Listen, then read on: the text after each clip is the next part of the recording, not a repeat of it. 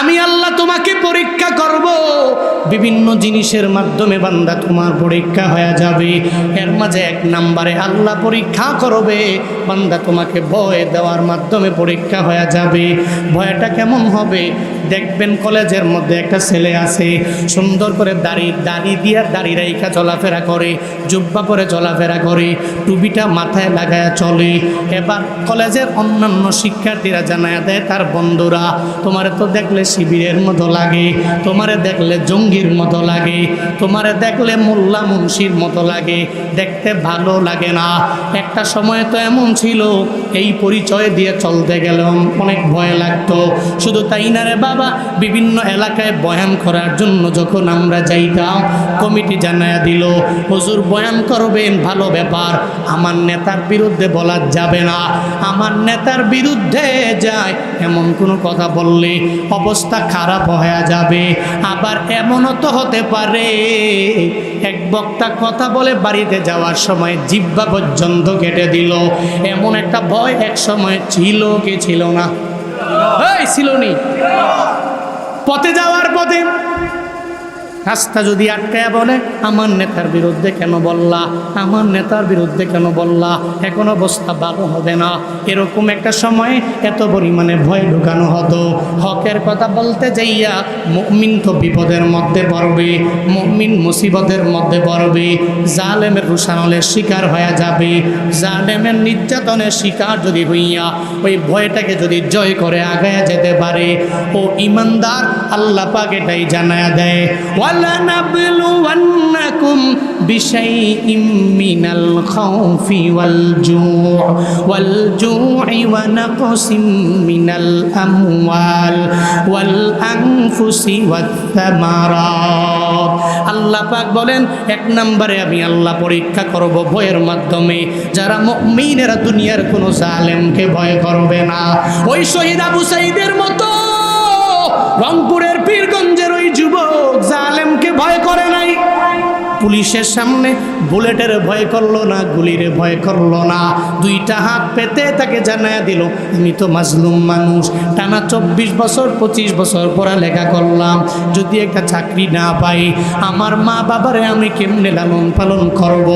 আমার মা বাবা আমারে কষ্ট করে লালন পালন করলো, তোমরা যদি জুলুম করে নির্যাতন করে আমাদের চাকরির অধিকারটা পর্যন্ত যদি নিয়ে যাও, তোমরা যদি বারবার আমাদেরকে জুলুমের শিকার যদি হতে হয়, মানে মাজলুম যখন দেয়ালের মধ্যে পিঠটা ঢেকে যায়, ও আল্লাহর উপরে তাওয়াক্কুল করে আগায়, তখন আর জালেমকে ভয় করে না।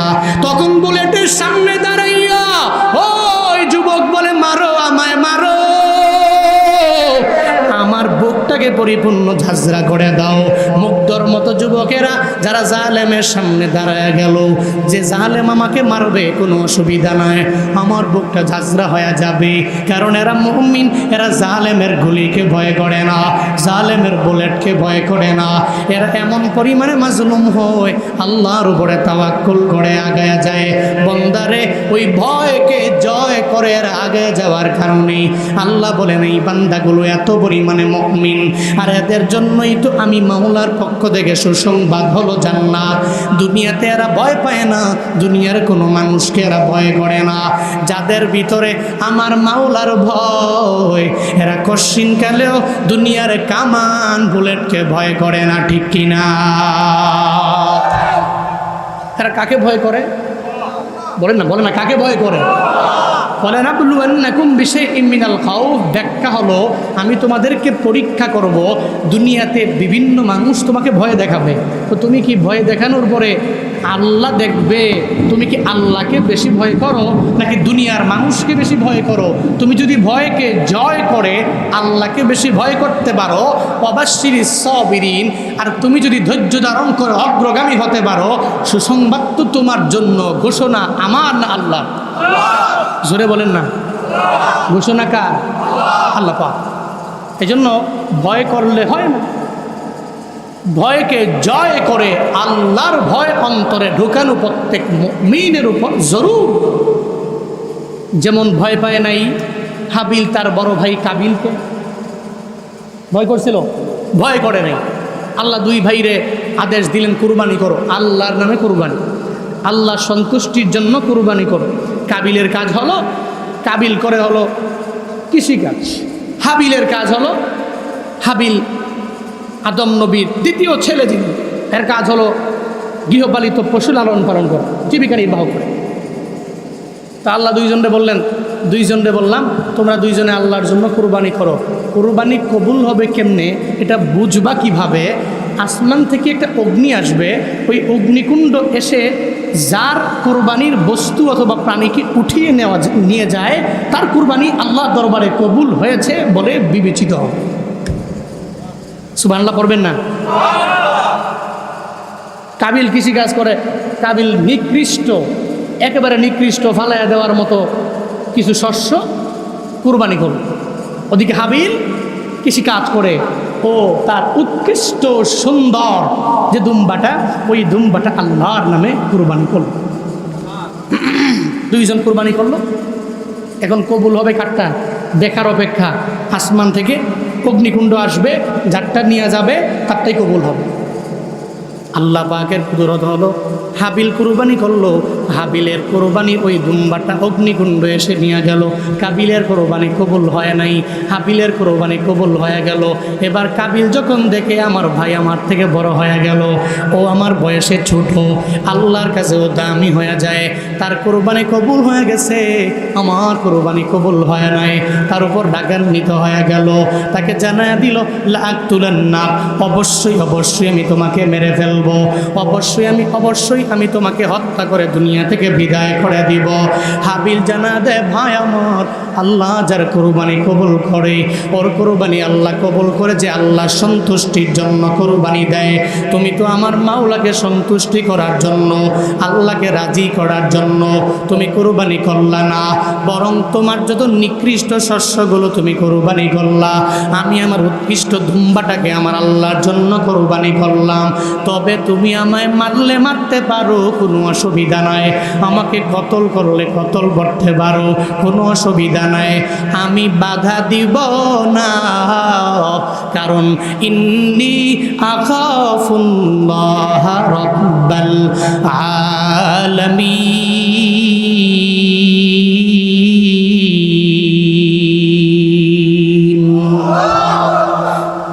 হাবিল তার কাবিল বড় ভাইকে জানিয়ে দিল, ভাই আমার আমি আল্লাহকে ভয় করি, আমার মাওলাকে আমি ভয় করি, আল্লাহকে ভয় করি, যে আল্লাহ হলেন আলামিনের রব, যে আল্লাহ হলেন বিশ্ব জগতের রব, বিশ্বজাহানের প্রতিপালক আমার যে মাওলা, আমি তাকে ভয় করি, তোমার হত্যাকে আমি ভয় করি না, তোমার তরবারিকে আমি ভয় করি না, তুমি চাইলে আমাকে মেরে ফেলতে পারো। যারা মুমিন হয়ে যায় এরা দুনিয়ার কোনো ভাইয়ের হত্যাকে ভয় করে না, দুনিয়ার কোনো কামানরে ভয় করে না, দুনিয়ার কোনো বুলেট বোমাকে এরা ভয় করে না। এদের ভিতরে একজনের ভয়, চিল্লায়া বলো তার নাম। হর কে দারত খৌফে হক দর দিল মোদাম জন্নতুল মাওয়াদেহত রামাকা। দুনিয়ার কোনো মানুষকে ভয় করা যাবে না। কাকে ভয় করব? জোরে বলেন। আল্লাহ বলেন, এক নম্বরে আমি আল্লাহ তোমাকে ভয় দেখায় পরীক্ষা করব। আমি যদি চাই 1000টা উপমা আপনাদেরকে দেওয়া যাবে। দুনিয়া যেই মুমিনেরা যাদের ভিতরে বিন্দু মাত্র পরিমাণ ইমান আছে, ইমানের পাওয়ারের বলে এরা চাইলেই ওই কাফেরের সামনে গিয়ে দাঁড়ায় যায়। এরা এদের ইমানটাকে বিক্রি করে দেয় না, বরং আল্লাহর উপর তাওয়াক্কুল করে আগায়া যায়। এই মুমিনেরা, এই ব্রাহ্মণবাড়িয়া সদরের মুসলমানেরা, এই বুদলের মুসলমানেরা, ও বাবারা, আজকে থেকে নিয়ত করে নাও, দুনিয়ার কেউ যদি তোমার দুনিয়া বিলাইনে ভয় দেখায়, ওই ভয়কে জয় করে আগায় যাবা। তুমি তাকে বলবা, তুমি আমারে ভয় দেখাও, আমার আল্লাহ তো আমার সঙ্গে আছে। লা তাহজান ইন্নাল্লাহা মা'ানা। যারা মুমিন হয়ে যায় এদের কোনো চিন্তা নাই, এদের কোনো ভয় নাই, এদের সাথে যদিও কেউ নাই, যদিও অস্ত্র নাই, এদের সাথে একজন আছে, চিল্লায়া বলো তার নাম। কে আছে? আল্লাহ। এই জন্য কোনো চিন্তা নাই, ভয়কে জয় করে আগাইতে হবে। তাহলে এক নম্বরে আল্লাহ পরীক্ষা করবে কি দিয়ে? কি দিয়ে? ভয় দিয়ে। কিভাবে পরীক্ষা করবে? ভয়ের মাধ্যমে পরীক্ষা। এরপরে ওয়াল জু, আল্লাহ পাক বলেন দ্বিতীয়ত তোমাকে পরীক্ষা করব ক্ষুধার্ত দিয়ে, দারিদ্রতা দিয়ে, অভাব দিয়ে। তুমি ঠিকমতো খাইতে পারবা না, তুমি অভাবে পড়ে থাকবা, তুমি গরিব হবা। এই গরিব হালাত, দরিদ্রতার হালাত দিয়ে আমি আল্লাহ তোমাকে পরীক্ষা করব। এটা আল্লাহ আগেই ফাঁস করে দিয়েছেন, আল্লাহ আগেই জানিয়ে দিয়েছেন। তুমি গরিব হবা, তুমি সকালে খাইলে দুপুরে খাইতে পারবা না, দুপুরে খাইলে রাতে খাইতে পারবা না, তুমি অনেক দরিদ্র হবা। এই ব্যাপারে আল্লাহ পাক আগেই জানিয়ে দিয়েছেন। এই জন্য যারা গরিব ঠিকমতো খাইতে পারে না, ক্ষুধার্ত হয়, সকালে খাইলে দুপুরে খাইতে পারে না, এদের তো কোনো ভয় থাকার কথা নয়, এরা তো ডিপ্রেশনে পড়ার কথা নয়। কারণ আল্লাহ তো আগেই জানাইয়া দিয়েছে তোমার ঈমান অনুযায়ী আমি আল্লাহ তোমাকে অবশ্যই অবশ্যই অবশ্যই পরীক্ষা করব। বিভিন্ন জিনিসের মাধ্যমে হবে। এর মাঝে 1 নম্বরে ভয়, 2 নম্বরে কি? ক্ষুধা। কি বলেন না? কি? ক্ষুধা দিয়ে। তুমি সকালে খাইলে দুপুরে খেতে পারছো না, দুপুরে খাইলে রাতে পারছো না, ঠিকমতো তুমি কিনতে পারছো না, দ্রব্যাদির উচ্চ দাম হওয়ার কারণে আনতে পারছো না। আল্লাহ কয় আমি তোমাকে পরীক্ষা করছি, পরীক্ষা করব ভয়ের মাধ্যমে, 2 নম্বরে ক্ষুধার্ত দেওয়ার মাধ্যমে। যারা গরিব হয়েছেন চিন্তা করে কোনো লাভ নাই, টেনশন নাই। আপনি আল্লাহর উপরে তাওয়াক্কুল করে চলেন, আল্লাহর উপরে তাওয়াক্কুল করে চলেন। একবেলা খাবার পাইছেন আলহামদুলিল্লাহ পড়েন, আর একবেলা পান নাই আল্লাহর উপরে ধৈর্য ধারণ করে চলেন। একবেলা খাবার পাইছেন আলহামদুলিল্লাহ পড়েন, আরেক বেলা পান নাই আল্লাহর উপরে তাওয়াক্কুল করে ধৈর্য ধারণ করে চলেন। যেমন রিপ্লেটা নবীজি দিয়েছিল, আল্লাহ নবীকে বলছে আমি আপনাকে চাই এই পুরা উহুদ পাহাড়টা গোল্ড দিয়ে ভরপুর করে আপনাকে দিতে। নবীজি বলছিলেন এত বড় উহুদের পাহাড় আমার লাগবে না, এই গোল্ডের পাহাড় আমার প্রয়োজন নাই, বরং আমি আল্লাহ গো একবেলা খাবার আমি খাবো। একবেলা খাবার যখন আমি পাই আমি আলহামদুলিল্লাহ বলবো, আর একবেলা যখন আমি খাবার পাই না তখন আমি ধৈর্য ধারণ করবো, আপনার উপরে তাওয়াক্কুল করে আগায়া যাব, আপনার উপরে ভরসা করে আমি চলবো। পাইলে আলহামদুলিল্লাহ, না পাইলে আমি নিজের সাবির বানাবো। বন্দারে দরিদ্রতা যদি তোমাকে ধরেই ফেলে চিন্তা করে কোনো লাভ নাই, বরং আল্লাহর উপরে তাওয়াক্কুল করে আগায়া যাও। আল্লাহ তো আগেই তোমাকে জানায় দিয়েছে আমি তোমাকে পরীক্ষা করব। 1 নম্বরে ভয়, 2 নম্বরে তোমার দরিদ্রতা, তোমার ক্ষুধার্ত বডিটা ক্ষুধার্ত এমন হয়ে যাবে, ওই ক্ষুধার্ত নিয়ে তুমি পড়ে থাকবা। 3 নম্বরে আমার মাওলা জানায় দেয় তোমাকে পরীক্ষা করা হবে কি জিনিস দিয়া, ওয়ানাকসিম মিনাল আমওয়াল। 3 নম্বরে পরীক্ষা হবে তোমার মালের কমতি দেওয়ার মাধ্যমে। আমি আল্লাহ তোমাকে পরীক্ষা করব। তোমার আশেপাশে তোমার প্রতিবেশীটা 3 তলা বাড়ি বানায়, তুমি নিজে খাইতেও পারো না, বাড়ি বানাবা দূরের কথা। তোমার আশেপাশের প্রতিবেশীটা অনেক কোটিপতি হয়ে গেল, কিন্তু তুমি ঠিক মতো খাইতেও পারো না। আল্লাহ বলেন আমি একজনরে মাল দিব তোমারে দেই নেই, এভাবে ফালাইয়া আমি তোমারে পরীক্ষা করব রে বান্দা। শুধু তাই না, এই যে শেরপুরে বন্যা শুরু হয়ে গেল, ওই যে উত্তরবঙ্গের বিভিন্ন জেলায় বন্যা শুরু হয়ে গেল। যেই মানুষগুলো ঠিকমতো চলতে পারে না, খাইতেও পারে না, এদের ঘর যদি অর্ধেক পরিমাণে ডুবিয়া যায়, এদের মালের লস হবে কি হবে না? হ্যাঁ, হবে কি হবে না? এই যে হাসানি ভাই, আশরাফি ভাই সহ আমরা যারা ফেনীতে গেলাম, নোয়াখালীতে গেলাম, কিছু মানুষ এমন আছে এত পরিমাণে গরিব মানুষ, এরপরেও তাদের শেষ সম্বলটা বাড়িটুকু ছিল, একটা ঘর ছিল, ওই বন্যায় ঘরটাকে ভেঙে চুরমার করে ফেললো। ওই বন্যার কারণে ঘরের ভিতরে যা মাল ছিল সব মালগুলো এক এক করে ধ্বংস হয়ে গেল, নষ্ট হয়ে গেল। এই যে একটা মালের লোকসান আমার মাওলা এদেরকে ঘটাইল। আল্লাহ কয় আমি তোরে মাঝে মাঝে মালের লোকসান ঘটায়া, আমি তোর মালের কমতি দিয়া তোমাকে পরীক্ষা করব। সাবধান, প্রশ্নকারীকে কোনো দোষ দেওয়া যাবে না।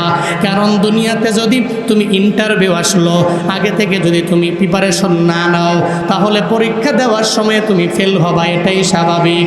আল্লাহ পাক বলে এই আমার ইমানদার বান্দারা চিন্তা নাই, আমার আল্লাহর দরবারে তাওয়াক্কুল করো, ওই রবের উপরে ভরসা করে আগায়া যাও, তোমার পরীক্ষা মালের কমতির মাধ্যমে হয়ে যাবে।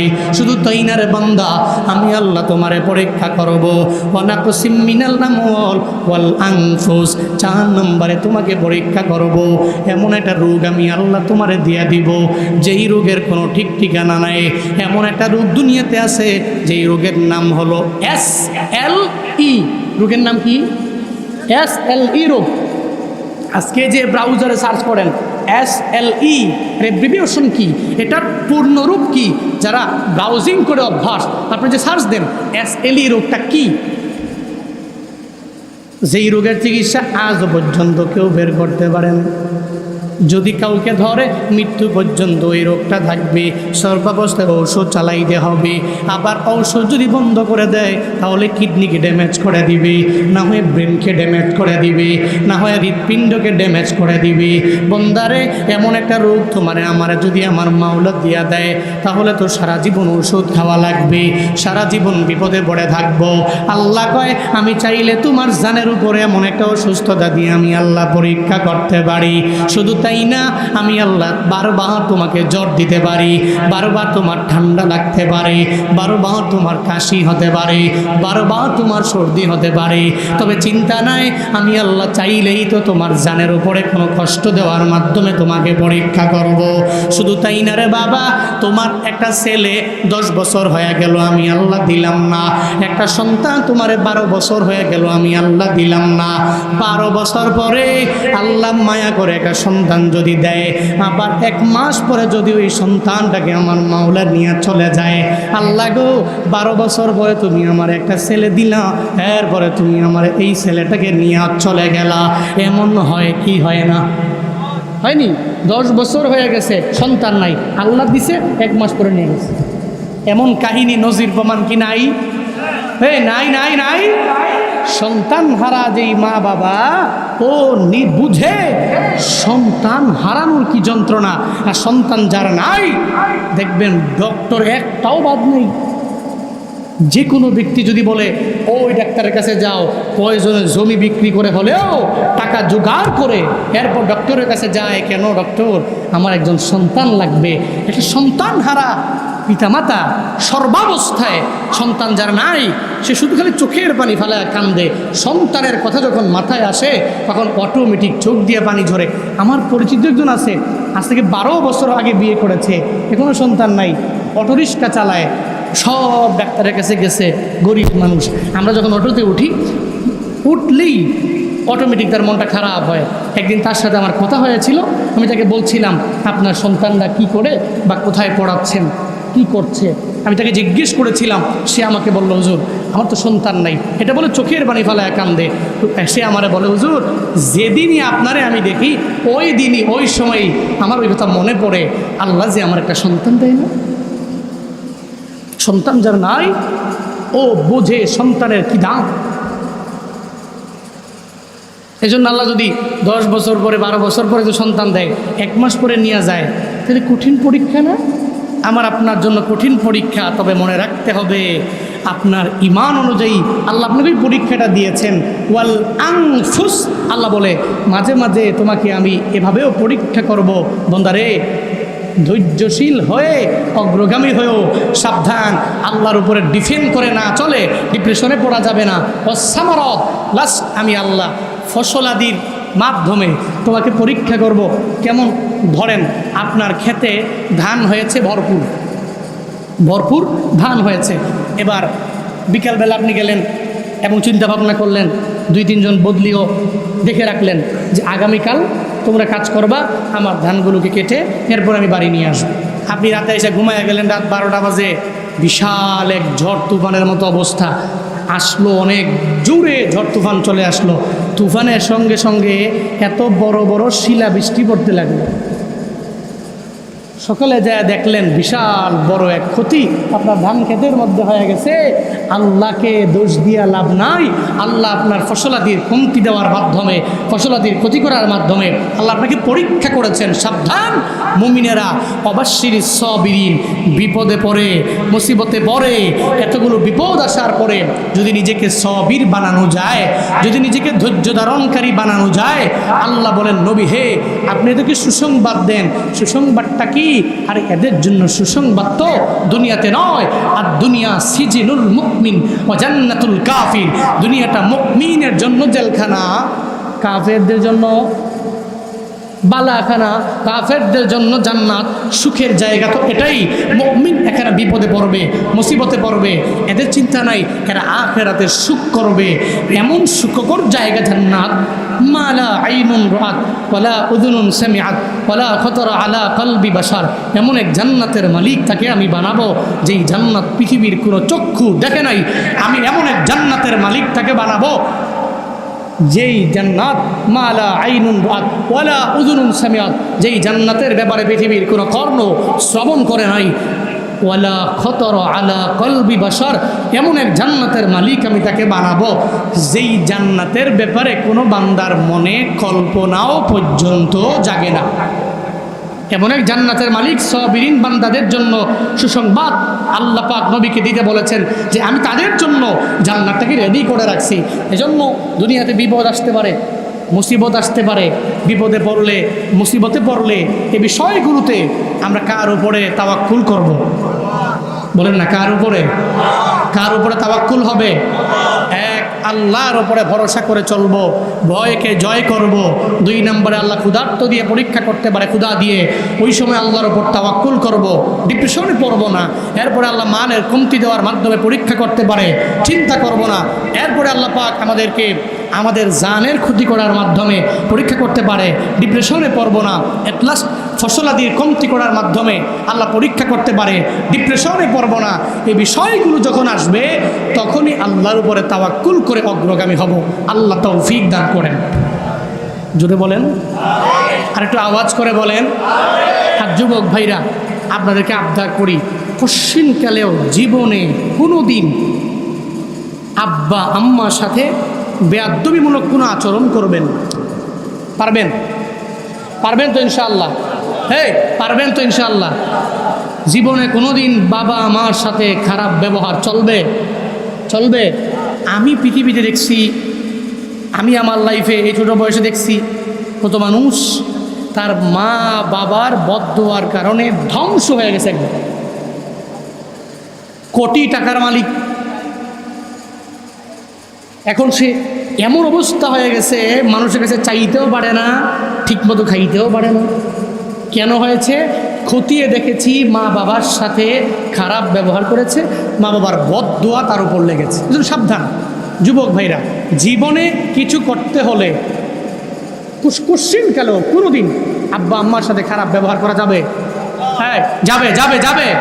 কোশ্চিন আব্বা আম্মার সাথে খারাপ ব্যবহার করা যাবে না, বরং যতটুকু পারো এদের কাছ থেকে দোয়া নাও।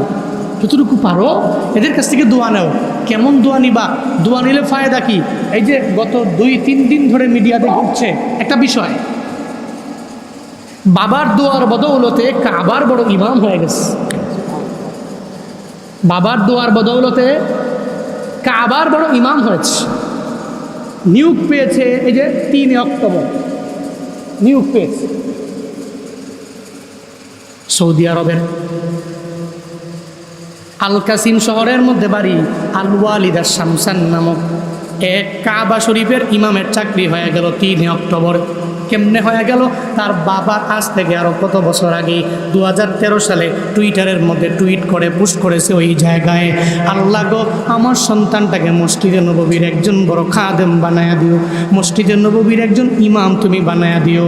বাবা দোয়া করেছে আমার আল্লাহর দরবারে। শুধু তাই না, হজে যাওয়ার জন্য যখন রওনা করছে ওই ইমামের বাবা, হজে যাওয়ার জন্য রওনা, সঙ্গে সঙ্গে ওই সন্তানের মা জানায়া দিল, ও সন্তানের বাবা আপনি তো হজ করার জন্য যাচ্ছেন, আপনি বাইতুল্লাহ যাবেন, ওখানে গিয়ে আমার সন্তানের জন্য দোয়া করবেন আল্লাহ পাক যাতে করে বাইতুল্লাহর ইমাম ধারে বানায়, আর না হয় মসজিদে নববীর ইমাম ধারে বানায় দেয়। মসজিদে নববীর ইমাম যেন আমার আল্লাহ ধারে বানায়, এভাবে আল্লাহর কাছে দোয়া করবেন। মা যখন বাবারে এই কথা বলে দিল, তার স্বামীর কাছে জানায় দিল সন্তানের জন্য দোয়া করতে।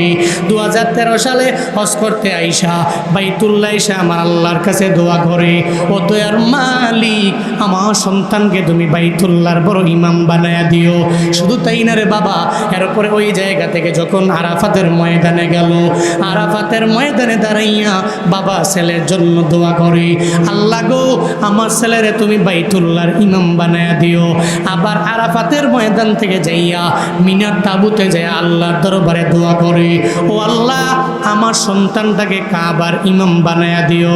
আবার মিনা থেকে যায় মুজদালিফায় যখন যায় বাবা হইয়া ছেলের জন্য দোয়া করে, আল্লাহ গো আমার ছেলেটাকে তুমি বাইতুল্লাহর ইমাম বানায়া দিও।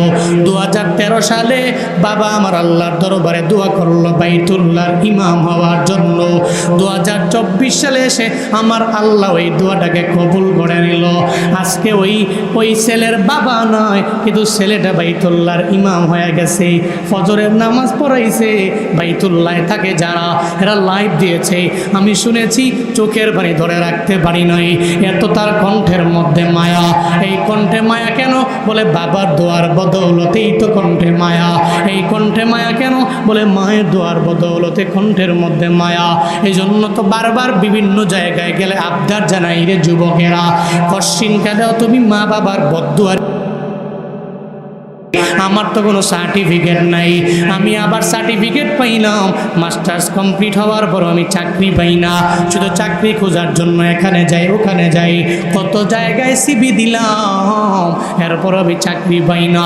বাবারে আমি তোমাকে বারবার আবদার জানাই, তুমি তোমার মায়ের সামনে যাও, বাবার সামনে যাও, আর মা বাবার সামনে গিয়া যদি বলতে পারো মা রে তোমার ছেলের জন্য একটু মুনাজাত ধরে তুমি একটু দোয়া করে দাও, বাবারে তোমার ছেলের জন্য তুমি একটু দোয়া কইরা দাও। জীবনে সফল যদি হইতে চাও, মা বাবার দোয়ার কোনো বিকল্প নাই। যেরকম মা বাবার দোয়ার বদৌলতে সফল হয়ে গেলেন ওয়ালিদা শামসান নামক কাবার ইমামটা, ওই মায়ের দোয়ার বদৌলতে সফল কাবার ইমাম আব্দুর রহমান আস-সুদাইস। মা বাবার দোয়ার বদৌলতে দুনিয়াতে অনেক বড় বড় মনীষীরা এরা এত পরিমাণে দামি হয়ে গেল। ও যুবকেরা, আজকে থেকে নিয়ত করে নাও, আমি কশ্চিন কেন আমার আব্বা আম্মার সাথে বেয়াদবিমূলক আচরণ করব না, এদের সাথে ভালো ব্যবহার করব, এদের থেকে দোয়া নিয়ে আগায়া যাব। আজকের এই মাহফিল থেকে এই নিয়ত করে যদি বাসায় যেতে পারো, হুজুর বয়ান করেছে জীবনে চলতে গেলে বিপদ আসবে, মুসিবত আসবে, আমি কশ্চিন কেন ধৈর্য হারা হয়ে যাব না, আল্লাহর উপর তাওয়াক্কুল করে আগায়া যাব। হুজুর বয়ান করে গেছে মা বাবার সাথে কশ্চিন গেলেও খারাপ ব্যবহার করা যাবে না। আমার মা বাবার রিজিক বড় কম, আল্লাহ তারে কম দিলেন, গরিবী হালাতের মধ্যে রাখলো। অন্য মা বাবার ছেলেকে যদি বাইক কিনে দিতে পারে, আমার মা বাবার টাকার অভাবে আমারে দিতে পারে না। অন্য মা বাবা তার ছেলের জন্য আইফোন দিতে পারে, আমার মায় পারে না, আমার বাবাই পারে না, কারণ এরা বড় দুর্বল, এরা বড় গরিব হয়ে গেছে, যার কারণে সে পারে না। বান্দারে তুমি এই চিন্তা করে মা বাবার সাথে খারাপ ব্যবহার না করে বরং নিজে বুঝবান হইবা। আজকের এই মাহফিল থেকে এই নিয়তগুলো নিয়ে বাস্তব জীবনে আমল করার যদি খেয়াল থাকে, দুইটা হাত আমার আল্লাহকে দেখাও। ও দয়ার মালিক, বিপদে পড়লে তোমার উপরে তাওয়াক্কুল করে চলার তৌফিক দান করো আল্লাহ। যুবক ভাইদেরকে মা বাবার খেদমত করে চলার তৌফিক দান করো। আমাদের প্রত্যেককে তোমার মুতাওয়াক্কিলিন বান্দাদের অন্তর্ভুক্ত বানায়া দাও। আমাদের প্রত্যেককে মা বাবার খেদমতকারী সন্তান বানায়া দাও। মা বাবার দোয়া নিয়ে চলার তৌফিক দান করো। আজকের এই মাহফিল কবুল করে নাও, আজকের এই মাহফিলের আয়োজকদেরকে কবুল করো। হে আল্লাহ, আমাদের প্রত্যেককে তুমি নিজ গুণে তোমার খাস বান্দা বানাও। পড়ে না আমিন, আরো জোরে পড়ে না আমিন, আর আওয়াজ করে পড়েন আল্লাহুম্মা আমিন। জীবনের মূল কষ্ট মায়ের প্রসব বেদনা,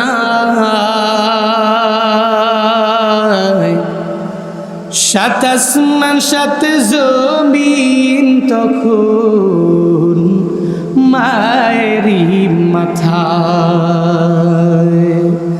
জীবনের মূল কষ্ট মায়ের প্রসব বেদনা, সাত আসমান সাত জমিন তখন মায়েরই মাথায়। এমন মাকে কেমনে আজি, এমন মাকে কেমনে আজি যাব আমি ভুলিয়া। ও আমার প্রাণের মা, মা গো মা, কোথায় গেলে মোরে ছাড়িয়া।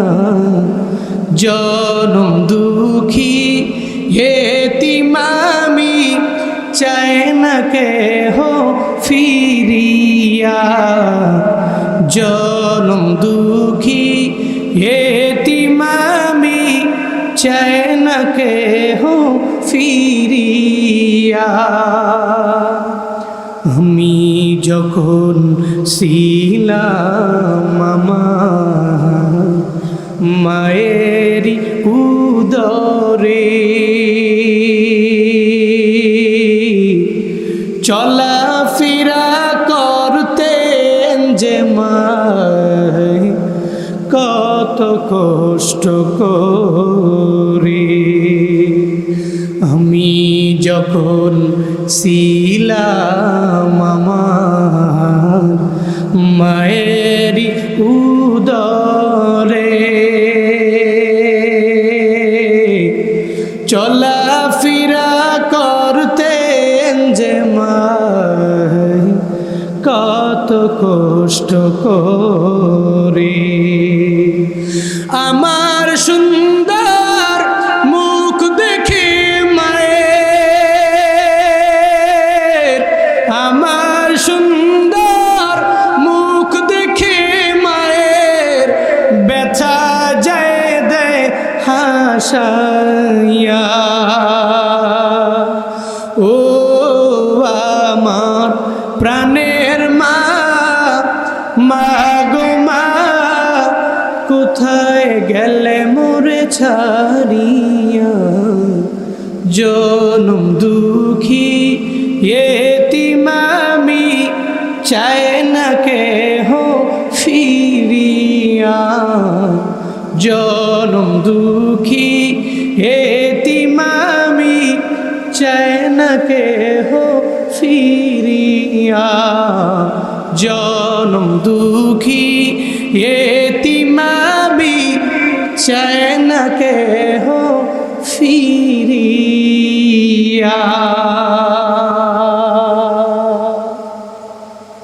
মারহাবা পড়বেন না?